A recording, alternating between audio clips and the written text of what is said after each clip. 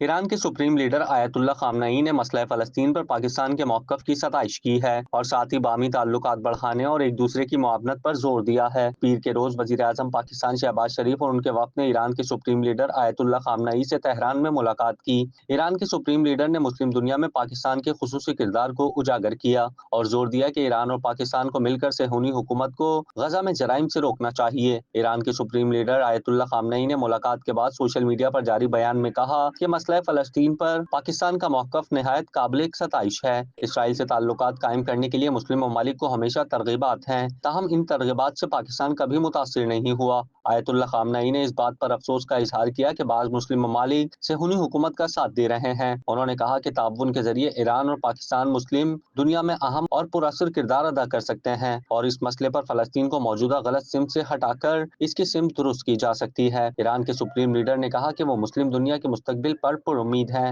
اور کئی ایسی پیش رفت ہوئی ہیں جو اس امید کو تقویت پہنچاتی ہیں۔ آیت اللہ خامنئی نے سوشل میڈیا پر جاری بیان میں پاک بھارت تنازع میں کمی پر اطمینان کا اظہار کیا اور امید ظاہر کی کہ دونوں اقوام کے درمیان تنازعات کا حل نکالا جائے گا۔ کیا آپ کاروبار کی تشہیر چاہتے ہیں یا social media plate form manage کرانا چاہتے ہیں تو دیر کیسی، ابھی رابطہ کریں اونلی نیوز کی ٹیم سے۔ ہمارا کانٹیکٹ نمبر آپ کی اسکرین پر ہے۔